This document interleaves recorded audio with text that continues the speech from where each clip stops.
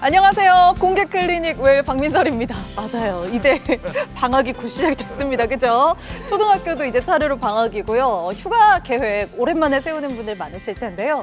오랜만에 떠나는 휴가인 만큼 또 안전 수칙도 우리가 철저하게 잘 지켜야 하잖아요. 여름철에는 날씨가 좀 오락가락하다 보니까 이 낙뢰도 조심을 해야 한다고 하는데 낙뢰를 피하는 데에 이 3030 법칙이라는 게 있다고 합니다. 무엇인고 하니까 번개가 친 후에 30초 이내에 천둥이 울리면 즉시 안전한 장소로 대피를 하고 마지막 천둥 소리가 난 후로부터 30분 정도 더 기다렸다가 움직여야 한다고 하니까 요거 이 비 오고 좀 짓궂은 여름철에 주의하시면 좋겠습니다. 근데 요즘은 또 말이요. 요즘은 휴가철에 또 바닷가 가서 뭐 조개 캐고 문어 잡고 뭐 이런 게 많아가지고 이게 특히 동해는 좀 그런데 남해나 서해는 이 썰물의 차가 심하기 때문에 금방 물이 싹 나갔다가 또 금방 들어오거든. 근데 정신없이 캐다 보면 어느 정도 가슴이 막 물이 가슴까지 차버려. 우리 같은 사람은 뭐 매 수영을 막 한번 딱 시작하면 막 한 1분에 한 20km씩 가나? 막 이렇게 막 빨리빨리 나올 수 있으니까. 그게 뭐예요? 수영이 좀 안 되는 사람들은 이거 정말 조심해야 돼요. 한 명 정도 이 미어캣이 이렇게 탁 이렇게 사자나 호랑이 쳐다보듯이 이렇게 딱 이렇게 누가 지켜주는 사람이 있어서 안전하게 맞아요. 물놀이 하시기 바랍니다. 네.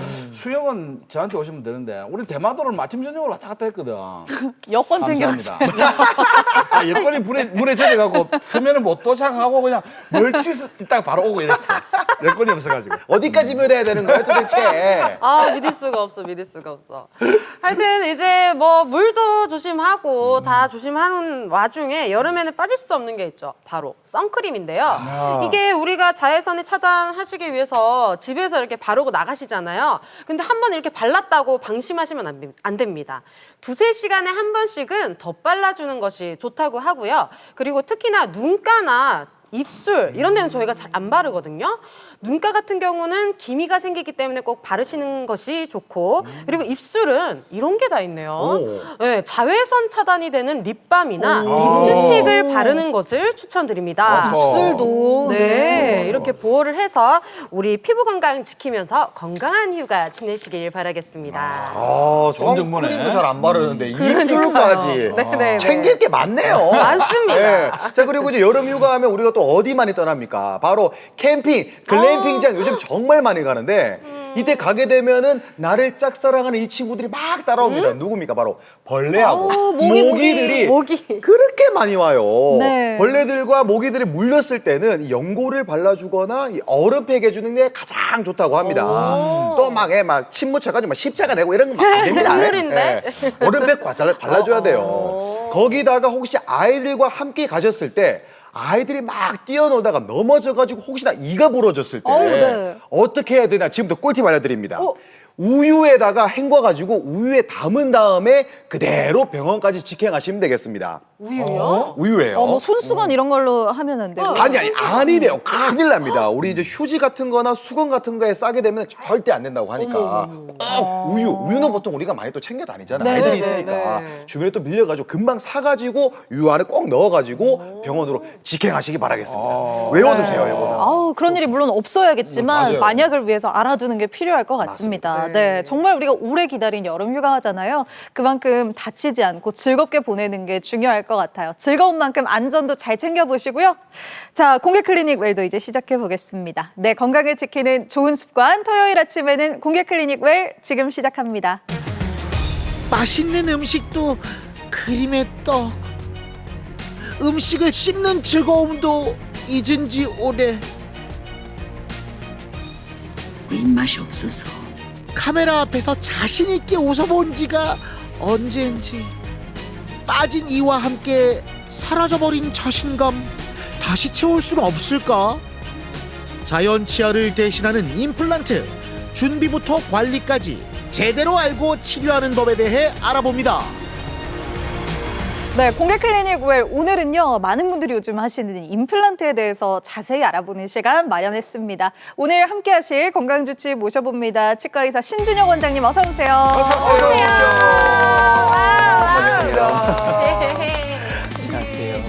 안녕하세요. 네, 반갑습니다. 여러분의 아름다운 미소를 찾아드리는 여러분의 평생 치과 주치 치과의사 신준혁입니다. 네. 든든합니다. 맞아요. 또 치과만큼은 우리가 참 진짜 평생 주치라는 말답게 쭉 가는 경우 정말 많잖아요. 맞아요. 그만큼 우리가 이 평생 치아 관리도 잘해야 하고 평균 수명도 늘어났잖아요. 네. 그렇죠. 우리의 치아 수명도 이 평균 수명을 좀 따라오면 좋은데 네. 치아 수명은 좀 차이가 있을까요? 글쎄요, 이게 요즘에 의료 기술이 참 많이 발달했습니다. 그래서 100세 시대라는 말이 무색할 정도로 저도 현장에서 환자분들을 보면 뭐 80대, 90대 환자분들이 엄청 많으시거든요.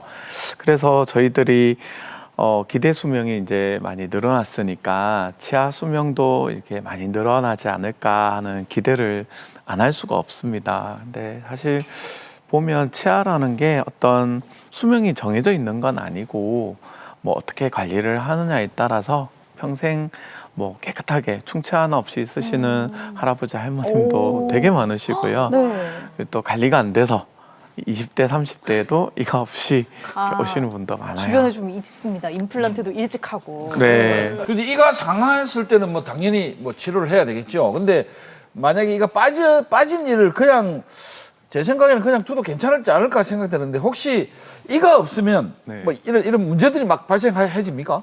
네, 한마디로 말씀드리면 치과에서 저희들이 생각할 수 있는 모든 문제들이 다 발생할 수 있습니다. 저희가 치아는 평생 우리가 임플란트하고 다르게 치아는 움직이질 않아요. 움직입니다. 그래서 정상적으로 하루에 1mm, 0.5mm씩은 동요도가 있는데 이 힘의 균형이 맞지 않으면 그 힘이 이렇게 없는 쪽으로 움직이게 돼 있어요. 그래서 물리는 치아가 없으면 그쪽으로 솟구친다든지 옆에 치아가 없으면 옆으로 쓰러진다든지 그래서 이런 걸 이제 우리가 위아래로 물리는 걸 교합이라고 하는데 이런 교합이 부정교합이 된다든지 그래서 하나만 치료할 거를 여러 개 치료하게 만드는 그런 상황이 될 수 있고 그다음에 그 이가 없는 지가 오래되면은 그 치아에 있는 치아 뿌리가 주변에 있는 뼈를 치조골을 이렇게 유지하려고 하는 그런 성질을 항상성을 유지하게 되는데 이게 빠지고 나면 그게 없어지면 주변에 있는 뼈도 점점 위축이 돼서 줄어들어요. 그래서 너무 많이 방치를 하게 되면은 나중에 뭐 이렇게 뭔가 임플란트를 한다든지 뭔가 뼈 이식을 해야 된다든지 이런 치료가 안 해도 되는 그런 치료를 나중에 하게 돼요. 하나가 빠져서 양쪽까지 세 개가 되고 네 개가 될 수도 있겠죠. 예, 맞습니다. 네네네. 아하, 그렇구나. 이가 빠진다고 하니까 무서운데 그렇다면은 이가 빠지는 이유도 여러 가지가 있을 것 같고 네. 이 빠진 이를 대체할 방법을 좀 알고 싶거든요. 어떤 네. 게 있을까요? 우리가 이제 치아가 빠졌을 때 뭐 한두 개 정도 빠졌을 때는 우리가 보철 브릿지라고 합니다. 이런 보철 치료를 통해서 하거나 임플란트를 하거나 아니면 전체 치아가 없을 때는 우리가 전체 임플란트를 한다거나 아니면 틀니를 한다거나 이런 방법이 있을 수 있고요. 치아가 빠지는 이유는 우리가 한번 생각해 보면 뭐 우리가 사고를 당해서 그렇죠. 뭐 네. 그럴 때 이가 부러져 가지고 뭐 빠진다거나 근데 그런 일들이 흔한 일들은 아니에요. 그리고 충치가 있어서 이가 이제 많이 썩어서 빠지게 되는 경우도 있는데 그런 경우도 치과에서 보면 대부분 우리 신이 주신 선물이 통증입니다. 치아 안에는 신경이 들어있어서 못 참아요, 대부분. 그래서 너무 아파서 치과에 오면 대부분 요즘에 의술이 많이 발달을 해서 안 빼고 살리는 쪽으로 치료를 합니다. 맞아요. 이가 썩어서 빠졌다는 분은 사실 못 본 것 사실 같아요. 어지간하지 네, 않고서는. 네. 근데 문제가 뭐냐면 잇몸이 안 좋아서 빠지게 됐을 때인데요. 이 만성 질환이 특징이 급성 질환은 우리가 극심한 통증이나 이런 염증으로 인해서 즉각적으로 치료를 받게 돼 있어요. 근데 만성 질환의 특징은 이 많이 아팠다가 또 조금 지나면 약 먹고 좀 이렇게 지나면 또 괜찮아요. 또 괜찮게 지나다가 서서히 진행을 하는 그 네. 특징이 있습니다. 그래서 실제로는 괜찮은 게 아닌데 뭐 환자분께서 엑스레이를 찍어 보는 것도 아니고 그렇기 때문에 어느 날 이가 너무 흔들려서 치과에 이제 방문을 했을 때 많은 환자분들이 보면 이 전체 틀이 내려가게 되기 때문에 치아의 다수의 치아가 한꺼번에 이를 빼야 되는 경우가 생길 수가 있죠. 그러면 환자분도 당황하게 되고 네. 또 치료도 난이도가 올라가게 돼서 되게 어려워지고 치료를 하고 나서도 음식물이 낀다든지 여러 가지 불편감도 생길 수가 있어요. 치아 자체보다 이 치아를 뿌리를 잘 잡고 있는 있는 이 잇몸 건강도 중요하네요. 네. 아니 그러면 이제 그 틀니도 있고 임플란트도 있잖아요. 네네네. 그럼 장단점이 좀 있을 것 같거든요. 네네. 좀 알려주시면 좋을 것 같아요. 사실 임플란트 치료 기술이 이제 최근에 더구나 우리나라가 임플란트 강국입니다. 이렇게 많이 발전하기 전에는 전체 치아가 없는 분들은 틀니를 쓸 수밖에 없었죠. 그래서 틀니의 장점은 뭐 어떤 경우든 일단 이가 없는 경우에 만들 수 있다. 그리고 비용이 저렴하다. 물론 이제 그런 치료 비용이 환자분 입장에서는 저렴하진 않지만 뭐 요즘에는 우리나라의 의료보험도 틀니도 보험이 되거든요. 그렇게 생각해 보면 이제 비용적인 장점이 있죠. 근데 큰 단점이 뭐냐면 저는 이제 치과 의사로서 제가 주로 치료하는 치료의 어떤 모토가 본래 그 사람의 나다운 모습으로 되돌려 주자라는 게 저의 가장 큰 명제입니다. 그 틀니라는 거는 잇몸 위에 우리가 플라스틱으로 만든 그런 재료를 가지고 의치라고 하죠. 이걸 꼈다 뺐다 하는 장치입니다. 입안에 이 평평한 면을 이용을 해서 이렇게 흡착을 시키는 치료인데요. 일단은 밤에 빼고 주무셔야 돼요. 그러니까 그리고 이게 잘 흐릅니다. 이렇게 뼈가 많이 소실이 된 경우에 그러면 환자분 입장에서는 굉장히 정신적인 트라우마가 생길 수밖에 없어요. 나다운 모습이 아니잖아요. 꼈을 때랑 끼었을 때랑 얼굴에 그런 차이도 너무 많이 나고 늘 신경이 안 쓸 수가 없어요. 네네. 최근에는 이제 전체 임플란트라는 게 있기 때문에 당연히 전체 임플란트의 가장 큰 장점은 꼈다 뺐다 하지 않고 나다운 모습으로 다시 돌려주는 치료입니다. 그래서 음식물 씹는 것도 뭐 그냥 자연치와 비슷하게 잘 씹을 수 있고 그리고 무엇보다 뭐 남들과 내가 다르지 않는 그런 상태로 돌아갈 수 있는 그런 가장 큰 장점이 있는 치료가 임플란트 치료입니다. 그러게요. 네, 맞아요. 그래서인지 요즘은 이 임플란트 시술 정말 고려하는 분들이 정말 많으신데요. 실제로 병원에 가서 어떻게 임플란트가 진행되는지도 아마 궁금하실 것 같습니다. 저희가 화면에 담아봤습니다. 영상 함께 보시죠. 이분은 평소에 잇몸이 별로 안 좋으셨다고 해요. 그래서 나름 관리를 한다고 했는데 결국 발치를 하셨다고 합니다. 잇몸 상태가 안 좋은 지 좀 됐어요. 그래가 다른 치과에도 가서 검사도 해보고 치료도 해보고 뭐 이래 하다가 아래 부분에 그 어금니 쪽에 거기 그 잇몸이 안 좋아갖고 그러다가 보니까 또 이빨도 같이 안 좋더라고요. 그러니까 잇몸 치료를 계속 하다가 그러니까 이제 이빨을 어쩔 수 없이 이제 발치를 하게 됐습니다. 발치하고 한 달 정도 잇몸이 붙은 상태에서 그래 이제 임플란트를 하러 왔습니다. 내 일을 오래 쓰면 좋겠지만은 더 이상 쓸 수가 없다면 다른 방법을 찾아봐야 되겠. 나 저거 앉을 데가 어서 오시죠. 오늘 임플란트 수술 이제 시술이라고 합니다. 되게 간단하게 끝낼 거고요. 저게 아무래도 보통은 안 열고 잇몸 안 열고도 많이 하는데 이게 염증이 좀 심하셔가지고 인공뼈를 조금 이렇게 이식을 좀 해야 돼요. 그래서 잇몸 좀 열고 할 건데 그래도 오래 걸리지 않을 거고요. 오랫동안 잇몸이 안 좋으셔서 치조골이 많이 없는 상태라 뼈 이식이 필요했습니다. 그래서 먼저 뼈 이식을 하고요. 치아 뿌리 역할을 해주는 기둥을 심어줬습니다. 그리고 바로 상부 구조물을 올려주는 2차 시술까지 한 번에 했습니다. 와, 1차, 2차로 나눴을 때는 분명히 이유가 있을 것 같은데 이걸 한 번에 할 수도 있는 거네요. 네, 경우에 따라서는 한 번에 가능합니다. 시술 오늘 임플란트 식립이랑 1차 시술, 2차 시술 그리고 뼈 이식 같이 끝냈거든요. 온 떠서 이 만들면 됩니다. 한 2달, 한 6주에서 2달이면 만들 것 같아요. 다물어 보세요. 예. 고생하셨습니다. 한번 볼까요? 별거 없죠, 그죠? 엑스레이 찍어서 확인 좀 하겠습니다. 네. 아니 두 번 할 걸 한 번에 하게 되면은 이제 시간도 절약되고 장점이 되게 많을 것 같거든요. 잘 심어진 것 같은데 수술 잘 됐겠죠? 이게 이제 빼기 전에 그 위치입니다. 이게 뒤쪽 뿌리하고 앞쪽으로 해서 염증이 이렇게 타고 들어가가지고 보통은 뼈만 좋으면 저희들이 잇몸을 열지 않고 그냥 간단하게 치료가 끝나는데 그 다음에 뼈 이식을 좀 해야 되고 이제 그런 상태에서 이가 들어갔어요. 그래서 어쨌건 오늘 1차 시술, 2차 시술을 같이 했습니다. 그래서 여기 단추까지 들어가 있고 이런 상태에서 한 2달 정도 지나면 뼈하고 임플란트하고 아주 잘 붙을 거예요.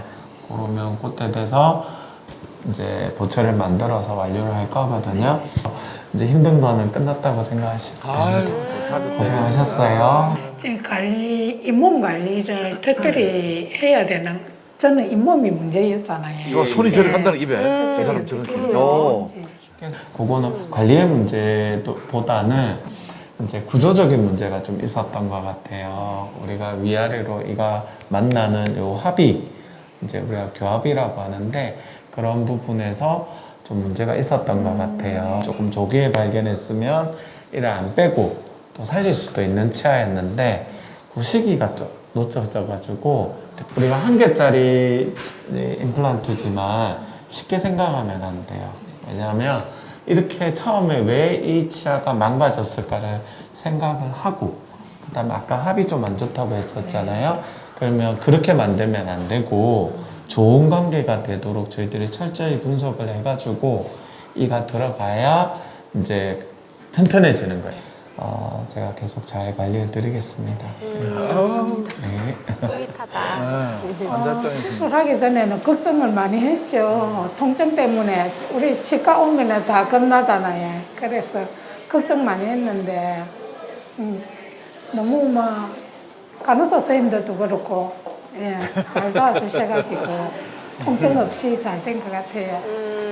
깻잎 씹어 보세요. 잇몸 관리를 저는 중점적으로 해야 되거든요. 그게 또 잇몸 때문에 문제가 생겨가지고 그런데 잇몸이 참 중요한 것 같아요. 그래서 잇몸 관리를 철저히 하고 또 조금이라도 염증이나 뭐 양치할 때 피가 나거나 이럴 경우에는 시기 놓치지 말고 바로바로 병원에 가야 돼. 홍보대사를 홍보대사. 절실히 깨달았습니다. 겪어보니까 네, 바로 이제 외형적으로도 다시 나의 모습으로 복원이 되고 또 우리가 젊었을 때 나의 모습 그런 모습으로 다시 찾게 되고요. 또 외형뿐만 아니라 우리가 이제 먹는 게 굉장히 중요한데 예전에 먹지 못했던 그런 음식들을 이제 다시 먹게 되었고 그런 걸로 삶의 활력을 찾게 되고 인생이 좀 다른 그런 모습으로 바뀌어서 변화가 되어서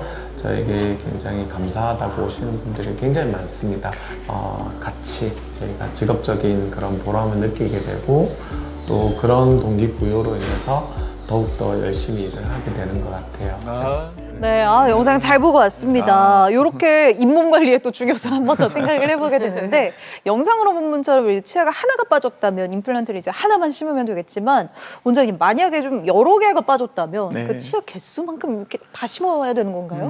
예전에는 그렇게 생각을 하던 시절이 있었어요. 근데 요즘에는 사실은 그런 것보다는 그냥 될 수 있으면 최소한의 개수로 뭐 최대 효과를 가지려고 노력을 많이 합니다. 특히 이제 뼈가 많이 좋지 않은 그런 상황에서는 뭐 약간 전신 질환이 있거나 아니면 치료가 굉장히 무섭거나 또 단기간에 치료가 좀 끝나고 싶다거나 이제 그럴 때는 뼈가 좀 좋은 곳만 이렇게 찾아서 뭐 작게는 4개 6개 정도만 임플란트 기둥이 뼈에 들어가면 전체 치아를 만들 수가 있어요. 그래서 요즘에 치과계의 어떤 세계적인 트렌드는 채소 침습입니다. 채소 침습이란 말은 뭐냐면 적게 응가 손상을 주고 적게 투자를 해서 최대의 효과를 이제 치료적으로 네네. 이렇게 가져가자 이런 게 이제 하나의 트렌드라고 할 수 있습니다. 근데 이런 사람이 있는지 없는지는 사실 잘 모르겠지만 다 이래 숨기게 되니까 혹시 만약에 이가 하나도 없는 경우에 진짜 이럴 수 있는 거 하나도 없다. 그러면 임플란트를 합니까? 아니면 그냥 내비둬야 됩니까? 사실 이제 그런 질문 되게 많이 하시거든요. 저는 제가 주로 진료하는 내용이 이렇게 이가 하나도 없으신 분들, 이렇게 그런 분들 임플란트를 저는 주로 하고 있습니다. 그래서 저에게는 고난이도 임플란트죠. 예. 저에게는 일상인데 이제 아직 환자분들께서는 잘 모르시는 것 같아요. 디지털 임플란트라고 하는데요. 이런 걸 통해서 저희들이 예전에는 그런 술자의 어떤 감각에 의존하던 거를 이제 디지털 기술을 이용을 하고 또 이런 3차원적인 분석이나 여러 가지 이제 설계를 하는 거죠. 그래서 우리가 건물을 지을 때 미리 건물을 한번 지어보는 것처럼 이제 적은 개수의 임플란트를 가지고 어떻게 하면 성공적인 그런 건축을 할 수 있을까. 그런 게 이제 전체 임플란트에서도 가능하게 됐고, 그래서 이런 게 누구나 쉽게 할 수 있는 부분은 아니라고 생각해요. 여러 가지 요소들이 좀 필요한데 이런 전체 임플란트가 디지털 임플란트가 발전하면서 좀 더 쉽게 다가온 것 같습니다. 디지털 임플란트 이 얘기도 저는 처음 듣는 것 같은데 왠지 디지털이 들어가니까 굉장히 스마트해 보이거든요.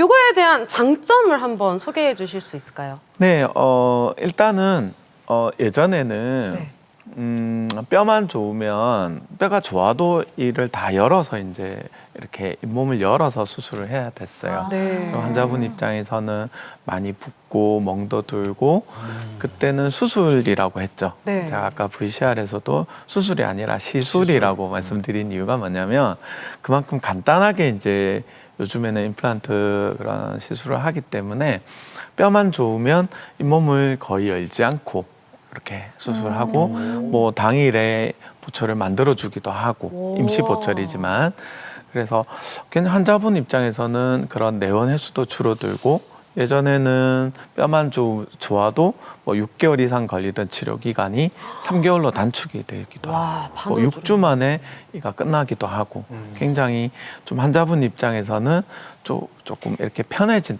그런 시술이 가능해졌어요. 물론 난이도가 높은 그런 환자분들은 뭐 1년 반, 2년까지도 뼈를 만들어야 되니까 그런 게 이제 좀 시간이 많이 필요한데 그런 경우에 있어서도 예전에는 무조건 뼈를 다 만드는 시대였지만 지금은 필요한 부분만 뼈를 딱딱 이렇게 만들어서 필요한 개수만 탁탁 들어가니까 환자분 입장에서는 뭐든 치료는 좀 최소로 이렇게 최소의 어떤 트라우마를 주고 최고의 효과를 얻는 게 중요하다고 생각하는데요. 그게 이제 디지털 치료의 디지털 임플란트의 핵심이라고 할 수 있고요. 또 아주 큰 장점이 우리가 이 3D 기술의 가장 큰 핵심 중에 하나가 지금도 제가 말로 설명하고 있잖아요. 이게 굉장히 답답해요, 저는. 왜냐하면 병원에 오시면, 제 치과에 오시면은 제가 시각적인 자료를 보고 말씀드리거든요. 직접 볼 수 있네요. 3D로 말씀드린단 말이에요. 디지털 기술은 이거를 시각화해서 환자분께 치료 후의 모습도 시뮬레이션 해볼 수 있고 이런 게 가능하거든요. 디지털 파일을 통해서 이런 것들이 환자분 입장에서 설명을 듣기에도 굉장히 이해도도 빠르고 내가 어느 정도 위치에 와 있다라는 것에 대해서 조금 더 상세히 알 수 있는 그런 기술이라고 할 수 있습니다. 네, 알겠습니다. 그렇다면 이번에는요, 우리의 구강 건강에 대해서 또 얼마나 잘 알고 있는지 우리가 임플란트에 대해서는 우리가 잘못 알고 있는 상식은 없는지 체크를 해봐야겠죠. 팩트 체크 바로 들어가겠습니다. 자, 첫 번째부터 바로 시작해 볼게요. 첫 번째입니다. 칫솔질을 할 때는 칫솔과 치약에 물을 묻혀주는 것이 좋다. 자, 칫솔질 할 때 하나, 둘, 셋. X. 와! 이게 이제 이거는 야, 제가 좀 오래 진짜요? 살았기 때문에 옛날에는 네.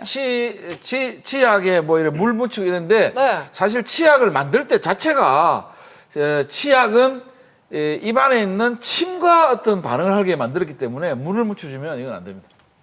그래요? 저는 어쨌든 답은 모르는데 이 문제자의 출제를 한번 의도를 생각해봤어요. 아, 답을 모른다. 네. 답을 모르겠어요. 충격받아. 나는 네. 물 묻히고 하거든요. 근데 왠지 아닐 것 같아서 이렇게 문제를 낸 것 같아요. 하던 대로 하세요. 아닐 거야. 저는 제가 왜 네. 정답을 아냐면 얼마 전에 우리 아이와 함께 손을 네. 잡고 어린이 치과에 다녀온 적이 있습니다. 이때 그 칫솔과 치약을 정확하게 사용하는 방법을 받았는데 네. 그때 치약을 묻히고 물을 묻히라는 이야기는 한 번도 들어본 적이 없었기 때문에 저는 이게 정답이라고 생각을 합니다. 예. 자, 바로 들어보도록 하겠습니다. 저도 그 치약을 바르고 나서 물을 묻히면 안 된다는 얘기를 어디서 들었던 것 같아요. 근데 마른 상태로 칫솔질을 바로 하려니까 뭔가 좀 텁텁해. 아니지. 맞아. 입에 춤이 있잖아요. 침과 함께 하는 거야. 입에 춤이 다 있는데. 가끔 모자랄 때가 있거든요, 침이. 춤은 사투리. 침이 있죠, 침이. 춤 뱉지 마세요. 춤은 내가 해야지. 자기가 자, 바로 보겠습니다. 오늘 정답은요? 네. 무조건 정답이죠. 네. 왜요? 그래서 저는 칫솔에 그래도 물 한 번 미리 살짝 묻혔다가 치약 묻히거든요. 뭔가 그래도 좀 텁텁해서 이것도 안 좋은 습관일까요? 사실은 이제 저희 치과의사가 볼 때는 뭐 그렇게 큰 문제라고 생각하지는 않아요. 그러니까 치약이 중요한 게 아니라 칫솔질 자체가 중요한 거예요. 그러니까 저희 입장에서 안 하는 것보다 하는 게 낫다. 이제 이런 이슈이기 네네네. 때문에 그런데 이제 굳이 따지자면 그 치약에는 불소 성분이 들어 있는데 그게 이제 이렇게 물을 묻히게 되면 그 불소 성분이 좀 이렇게 씻겨 나가게 되거든요. 그래서 이왕이면 그 치약의 효과를 좀 더 잘 살리기 위해서는 물을 묻히는 것보다는 그대로 쓰는 게 좋다. 근데 만약에 이제 그 칫솔모가 너무 세다든지 아니면은 연마제가 너무 많이 들어간 그런 치약이라든지 그 입자가 되게 굵은 거는 치아를 마모시키거든요. 그럴 때는 이제 칫솔에다가 물 한번 묻히고 치약을 그 위에 짜는 거에 도움이 될 수는 있어요. 자, 알겠습니다. 자, 자, 시작이 칫솔질 좋습니다. 우리 시작 좋아요. 지금 전원 정답으로 출발합니다. 저도 좋아요. 오랜만이네요. 네. 자, 두 번째 팩트 체크 가볼게요. 구강 청결제는 양치 후 바로 쓰는 것이 좋다. 잉? 구강 청결제, 그러니까 막 가글 같은 거. 양치 후에요? 이거라뇨. 하나, 둘, 셋. 이건 뭐 무조건 맞는 말 아닙니까? 아니 보통 이제 치약을 딱 발라가지고 칫솔질을 딱 하고 난 뒤에 마지막에 헹구고 거기에 청결제 딱 쓰면은 정말 이건 진짜 완벽하게 정말 입안을 헹궜다 이런 느낌이 있잖아요. 깔끔한 느낌이 있잖아요. 우리 방 청소할 때 어떻습니까? 거실까지 한꺼번에 다 하지 않습니까? 따로 안 하잖아요. 한 번에 할 때가 깔끔할 것 같습니다. 아마 진짜 저희 넷 중에 제일 깔끔할 것 같아요. 진짜요, 저는 진짜. 바로 하거든요, 진짜. 저는 요 김진 씨 말에 하나 똑똑 그래 되는데 근데 이제 의학적으로 이야기하면 이 양치질을 할 때 사실 병균이나 뭐 이런 것들 다 끄잡아냈잖아. 혀도 네. 막 우리가 하듯이 다 끄잡아낸 상태에 있는 거를 구강청객제를 당겨가고 싹 채워뿌는 거야. 맞아요, 한 번 더. 박멸. 완전히 내보내고 지기 비는 거야. 와, 오늘따라 고쌤 너무 마음에 든다. 내가 네, 진짜 내가 몇 개 했거든. 같은 편이에요. 오늘 두 분 아니. 되게 청결하게 느껴졌어요. 네. 우리 이렇게 안 웃잖아, 솔직히. 맞아요. 아니, 다미 씨. 아니, 양치를 깨끗하게 했는데 구강 청결제를 왜 씁니까? 저도 이건- 사실 이렇게 생각해요. 네. 네. 양치를 좀 깨끗하게 천천히 3분 동안 하고 난 다음에 입을 충분히 헹궈주고 나면은 굳이 구강 청결제를 안 써도 되고 구강 네. 청결제는 오히려 그 분위기 좋은 레스토랑이나 뭐 그렇지. 이런 데 가면은 가글이 있거든요. 맞아요, 네, 맞아요. 그럴 때 한 번씩 그냥 쓰는 밖에 거죠. 나갔을 때나 한 번씩 쓰는 여봐요, 게 구강 그런- 청결제 아닙니까? 그럴 것 같으면은 치실이 왜 있습니까? 양치만 잘할 것 같으면 치실이 왜 있어요? 치실은 하죠. 치실도 하고 구강청결제도 하고 다 해야 됩니다. 그래요? 아마 다미 씨가 로션도 뭘 해도- 저보다 한 3종류 더 바를 것 같아요. 요즘 이렇게 바르잖아요. 대단해. 어머, 이렇게 바른다고? 자, 한번 확인해 보겠습니다. 정답은요? 네, 뭘까? X입니다. 이 보세요. 아니, 이 보세요. 뭐 그냥 그런 분위기 좋은 비싼 레스토랑 화장실에 있을 때 한 번씩 쓰면 됩니다. 제가 봤을 때는. 그러니까요. 네. 아니, 그래요? 저희 다민 씨가 굉장히 똑똑하신 것 같아요. 네. 그 사실 그 양치용액을 쓰는 자체는 네. 나쁘진 않아요. 네. 좋아요. 근데 양치를 하고 난 직후에는 우리가 그 치약이라든지 그 칫솔질을 하고 나서 계면활성제라고 하는 그런 상태가 이제 이 치아 표면이 이게 착색이 되기 쉬운 그런 상태가 될 수가 있어요. 네. 그래서 양치용액을 이렇게 각을 하면 착색이 될 수가 있어요. 그 가글 용액이 보통 좀 상쾌한 느낌이니까 네, 네. 파란색, 네, 보라색 네, 뭐 이런 네, 것들 네, 많잖아요. 그리고 이제 저도 이제 환자분들을 보면 네. 임플란트 이제 수술하고 나서 되게 이제 뼈 이식도 많이 하고 막 퉁퉁 붓고 막 이렇게 겁을 먹고 이제 오시는 분들이 있단 말이에요. 그러면 이제 양치를 이렇게 그 양치 용액을 이렇게 적당히 쓰셔야 되는데 너무 많이 쓰시면 혀가 까맣게 오시는 분도 있거든요. 혀가 까매져요, 정말로. 혀도 닦으셔야 되는데 착색이 됐구나. 착색도 있고 뭐 하여튼 그런 다른 이유도 있는데 그래서 저희들이 너무 웃으면서 너무 많이 쓰지 말라고 그렇게 얘기를 해요. 그리고 아까 이제 우리 위원장님께서 말씀해 주신 그 균을 다 이렇게 죽이는 게 좋지 않아요. 구강 내에는 오히려. 좋은 균도 있거든요. 진짜요? 그래서 이게 너무 많이 쓰면 좋은 균을 아예 박살을 내버리니까 구강 내에 어떤 밸런스를 무너뜨릴 수가 그렇구나. 있어요. 네. 그래서 적당히 그리고 양치하고 한 좀 시간이 한 30분 이상 지난 다음에 뭐 이렇게 한 번씩 사용하는 네네. 거는 괜찮은 것 같아요. 자, 마지막 팩트 체크 들어가 봅니다. 자, 마지막 요것도 어르신들 많이 궁금해하실 것 같습니다. 당뇨나 고혈압 같은 진짜, 진짜. 전신 질환이 있어도 임플란트가 가능하다. 하나, 둘, 셋. 둘, 셋. 따단. 또 통일됐네. 아 이거는 내가 고혈압이 있는 사람이잖아. 그러니까 여기 그러네요. 당신들한테 내가 30년 있다고 했잖아. 내 임플란트 했다는 소리 들어봤어? 들어봤잖아. 거기 했잖아. 그러니까 그럼 오잖아. 증인이 있어서 이건 저도 뭐. 오를 든 것도 있고요. 당뇨 환자분께서는 조금 제약이 있어도 우리 의료 기술이 그만큼 발전했을 것 같습니다. 가능할 것 같아요. 저도 맞출 수 이제 있구나. 6, 70, 80대 분들이 거의 대부분이 많이 계신 네, 것 네. 같더라고요. 맞아요, 근데 맞아요. 거기다가 우리 원장님께서 하신 말씀이 있습니다. 네. 바로 최소 침습으로 효율을 극대화시킨다. 야. 그렇기 때문에 당뇨와 고혈압이 있어도 괜찮다는 말입니다. 와 모범생이네. 모범생. 정답 한번 확인해 보겠습니다. 정답은요? 네네. 제가 가장 좀 이 동그라미 네. 얘기가 딱 보니까 네, 진짜 네. 그림도 좋네. 우리 김진 씨가 아주 정답을 말씀해 주셨고요. 진짜. 감사합니다. 네. 그래서 이런 문제 때문에 이제 치료를 최소화하고 침습을 최소화하고 이런 디지털 기술이 발전하고 있는 거고요. 정확하게 말씀해 주셔서 보람을 느낍니다. 그리고 이제 아까 위원장님 말씀하신 것처럼 그래도 가장 중요한 거는 담당 그 내과 전문의 선생님의 그런 의견이 된 게 중요해요. 그래서 당뇨가 너무 이제 심하다든지 뭐 혈압이 너무 조절이 안 된다든지 이런 거는 시술을 뭐 치과 시술뿐만 아니라 모든 그런 시술에는 주의를 해야 되거든요. 그래서 뭐 쇼크 올 수도 있기 때문에 그런 걸 조금 약을 쓴다든지 뭔가 이렇게 조절이 다 돼요. 그래서 그런 조절을 한 상태에서 치료하러 오시면은 또 저는 제 입장에서는 또 최소한으로 저런 당뇨 같은 거에 가장 큰 문제점은 외부 자극에 이렇게 저항력이 떨어진다는 거거든요. 우리 몸이. 그래서 위험한 질환이에요. 그래서 그런 것들이 그러면 반대로 손상을 적게 주면 좋은 거잖아요. 그래서 저희 입장에 치과의사 입장에서는 그런 쪽으로 노력을 하는 거고 또 환자분은 또 관리를 잘 하셔야 되고 또 주치 담당 내과 주치의께서는 또 그런 걸 관리를 해서 또 정상의 어떤 범주에 또 넣어주셔야 되고 그렇습니다. 네. 자, 팩트 체크 여기까지 마무리하겠습니다.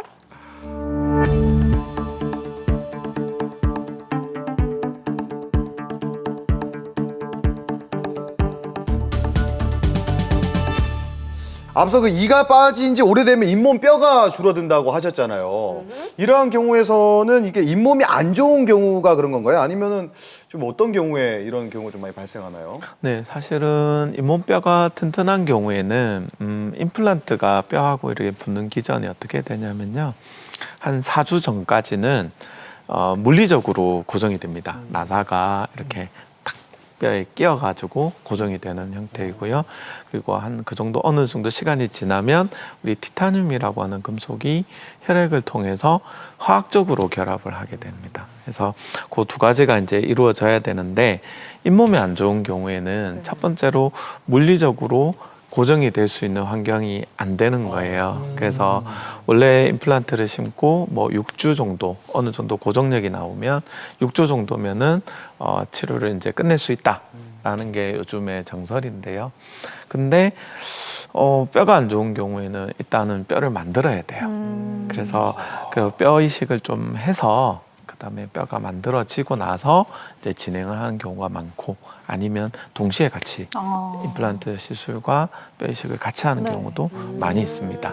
저는 이 뼈 이식이라는 게 좀 궁금한 게 뭐 우리가 이제 뭐 지방 이식 같은 거야 이제 지방 많은 뭐 이런 데서 이렇게 빼잖아요. 그렇죠? 근데 뼈는 뭐 우리 몸에 뼈가 남는 데가 있을 리가 없고 뭐 어디서 이 뼈를 이식을 하는 건지 좀 궁금해요. 그 임플란트의 역사가 이제 뼈 이식의 역사이기도 한데요. 네. 예전에는 정말로 뭐 많은 시도들을 했습니다. 그래서 지금은 약간 이제 여러 가지 몇 가지로 이렇게 나뉘어서 화학적으로 인공적으로 만들어져 있는 인공뼈도 있고요. 가루 형태로 나와 있습니다. 그리고 아니면 뭐 돼지뼈, 소뼈 이런 걸 이용하기도 하고요.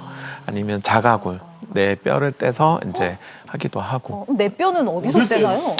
옛날에는 갈비뼈에서 떼기도 하고 네. 굉장히 큰 수술을 하는 경우도 있었고요. 요즘에는 거의 하진 않고 그냥 그 치조골 요런 그 주변에 좀 이렇게 건강한 쪽에 있는 뼈를 떼서 하기도 하는데 뭐 거의 요즘에는 이제 그 인공뼈를 많이 사용하는 추세이긴 합니다. 되게 궁금했거든요. 네. 네.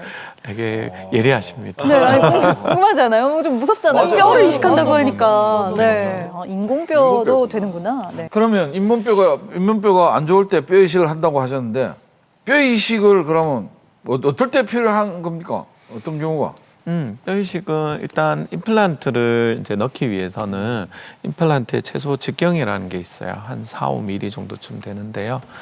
그 주변에 뼈가 한 1, 2mm 정도의 두께가 있어야만 이 임플란트가 좀 안정적으로 유지한다는 보고가 있습니다. 그리고 우리 몸이 제가 지금 치료를 했어요. 우리 위원장님 치료를 임플란트 시술을 만약에 했어요. 지금 했는데 10년 뒤에 그 주변의 뼈가 그대로 있진 않잖아요. 나이가 들면서 줄어듭니다. 그래서 우리가 에이징 체인지라고 하는데요. 특히 얼굴 뼈는 이게 조금 나이가 들면서 뭐 인중이라든지 이런 게 좀 달라요. 그쵸. 예, 네, 그리고 여자와 남자도 다릅니다. 여자가 훨씬 더 40세부터 한 70세 정도까지는 여자분이 더 뼈의 그런 흡수가 빨라요. 얼굴뼈가. 그럼 더 빨리 늙는다는 말씀인가요? 죄송합니다. 호르몬의 영향 때문에. 마흔부터요? 그래서 제가 얼마 안 예전에 남았네요. 그 미국에 이제 강의를 하러 학회에 강의를 하러 갔을 때 저보다 먼저 발표하신 분 헐리우드에 있는 의사였는데 그분이 이제 그런 것까지도 고려하는 임플란트 시술을 해야 된다라는 학회 발표를 성별, 하셨고 연령별로. 예, 저도 굉장히 센세이션이었어요. 맞는데 그걸 생각을 못했구나. 그래서 그런 것들을 고려해서 봤을 때 현재 시점을 보는 게 아니라 저는 임플란트를 평생 쓰기를 바라는 사람이기 때문에 환자분의 10년 뒤 20년 뒤에 어떻게 변할 것인지 그리고 남자인지 여자인지 그거에 따라서 임플란트의 주변의 뼈의 양이 필요한 양이 달라집니다. 위치도 임플란트 식립 위치도 달라지고 그런 게 달라져요. 그래서 뼈 이식이 그렇게 봤을 때는 조금 부족한 부분이 있겠다. 그러면 뼈를 만들어야 되겠죠. 네. 그리고 뼈 자체가 너무 없어서 임플란트가 불가능한 경우도 많이 있는데 요즘에는 뭐 아까 말씀드린 디지털 임플란트 기술로 어떻게 하든 그 경우의 수를 찾아내고 또 그래서 이런 뼈 이식을 최소화시키려고 노력은 하지만 그래도 기본적으로는 임플란트는 뼈에 담기는 거기 때문에 이런 뼈 이식들은 안정적으로는 필요합니다. 이렇게 임플란트 하나도요 좀 많은 고민과 또 시간이 필요하다고 얘기를 해주셨는데요. 이번에는 이 전체 임플란트라는 긴 여정을 마치신 분을 저희가 영상으로 만나봤습니다. 함께 보시죠. 네, 이분인데요. 빠진 이가 워낙에 제법 많으셨어요. 근데 잇몸 상태도 안 좋아서 위아래 전체 임플란트를 하셨습니다. 젊었을 때부터 안 좋았는데 내가 이 외국 생활하는 바람에 중국하고 베트남에 한 20년 넘게 있었어요. 그 바람에 치료할 그런 시간이 좀 없었어. 한국 들어와도 이제 일주일 내지 열흘 있다 가야 되니까 간단하게만 하고 가고 이랬는데 그게 한번 누적돼가지고 막판에 이렇게 많이 나빠지고 왕창 다 하게 되었다. 옛날에 한 거는 아금니하고 아금니 아리위로 8개, 네 개 하고 그게 한 7, 8년 넘게 됐어요. 그것도 무너지더라고. 옆에 이가 좀 조금 약해지니까 임플란트 자체도 무너지더라고. 그래서 살아있는 건 하나밖에 없었어. 나머지는 다 빠지든지 부러지든지 그것도 같이 그래 되더라고요. 아, 고생해서 임플란트를 했는데 다 빠졌다니까. 와, 임플란트 관리도 자 중요하다는 걸 한번 깨닫게 되네요. 이제 지금은 다물어 보세요. 쉬고 다물고 그대로 이쪽으로 다물지 말고 이쪽으로 담아야 돼요. 오, 이가 너무 예쁘신데요? 쉬고 다물어 보십시오. 네, 다물고 가만히. 지금 뭐 대체적으로 그런 다무는 위치라든지 이런 거는 우리가 이가 안 좋은 지가 너무 오래됐기 때문에 그게 한 번에 되돌아가지 스테이를 않아요. 넣는다고 조합이 한 번에 조금씩 맞아지는 게 나가거든요. 아마 오늘 제가 한 2포인트 정도 조절했는데 많이 다를 겁니다, 지금. 그래서 무슨 말인지 알겠죠? 그래서 처음부터 맞추는 게 아니라 조금씩 쓰시는 거 보면서 맞춰 나가야 처음에 맞으면 나중에 안 맞게 돼요. 그래서 제한 기간 동안 제가 조금씩 맞출 거거든요. 그래갖고 식사하시는 거는 그때도 말씀드렸지만 단단한 거, 질긴 거 다 괜찮아요. 뭐든 드실 수 있으면 그냥 마음껏 드셔도 돼요. 갈비 뜯고 갈비 뜯고 먹어보세요. 그걸 먹어야 이제 여기 근육이라든지 이런 저작계라고 하는데 그 저작 시스템이 다시 이제 원래 모습대로 찾아오거든요. 어쨌든 그걸 마음껏 드셔야 돼요. 그래야 제가 와서 얼마나 변화했는지 그거를 체크해가지고 또 수정하고 그렇게 도와드릴게요. 감사합니다. 네. 아래 위 6개 임플란트 나사를 심어서 전체 임플란트를 완성했습니다. 와, 이렇게 보니까 완전 다른 사람 같아요. 야. 아이고. 야. 당연히 돈이 많이 드는 건데 오래 써야 되고 잘 써야 되겠죠. 그렇죠. 그럼요. 그런 거, 음식을 먹을 때 상당히 조심이 되고 그런 게 많았는데 지금 이 상태에서는 그런 부분들이 못 느껴져요. 그냥 바로바로 그게 되니까 먹는 즐거움이 상당히 좋았고요. 이런 식으로 계속 유지 관리 해가지고 이제 뭐 나이도 있고 하니까 평생 써야죠. 그냥. 평생 쓰고 그래 관리하도록 노력하겠습니다.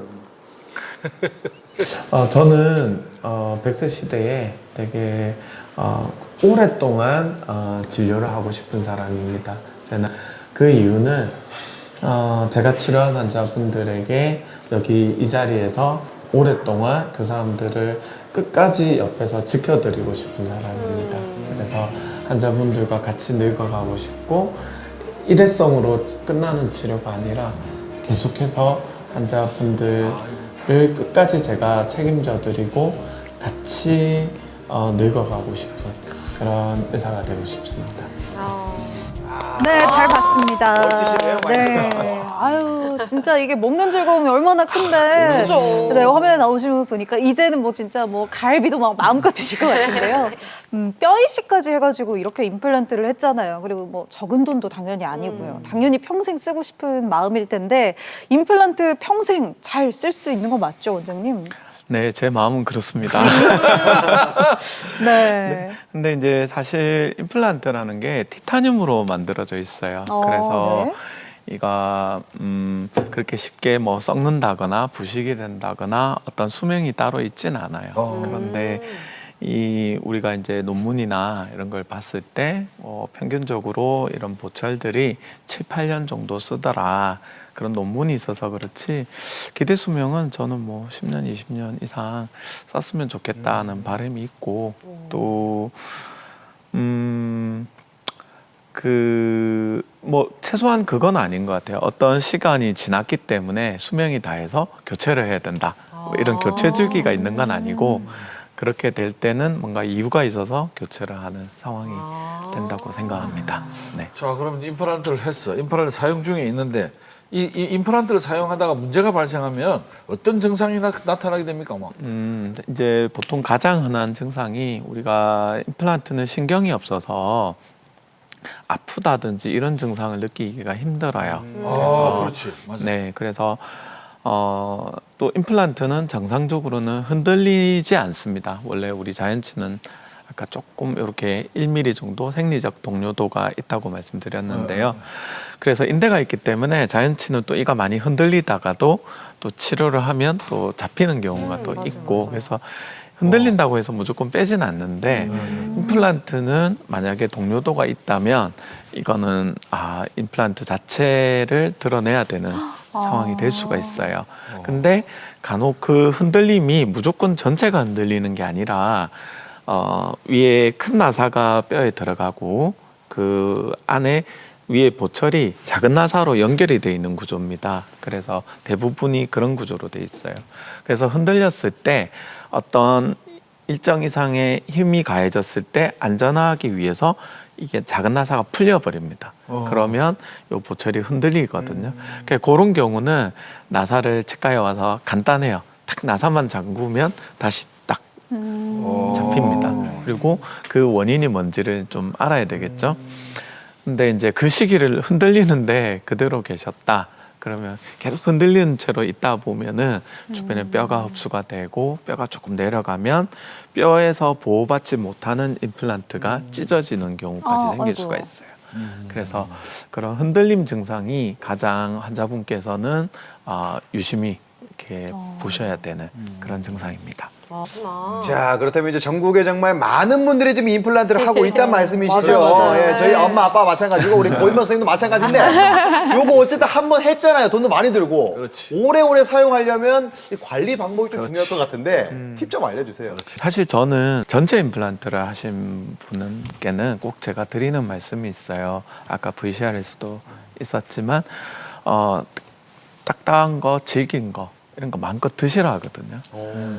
그러니까 처음에 겁이 나서 안 드세요. 혹시나 내가 이렇게 힘들게 얼마짜린데. 근데 제가 그러지 말고 제가 다 책임질 테니까 그냥 씹으라고 그러거든요. 그렇게 해야만 이제 이런 부분들이 활성화되고 그런 걸 처음에 이제 못 믿어 하시다가 이제 막 이제 좀 지나서 오시면 뭐 오징어는 기본으로 뜯으시고 그러시거든요.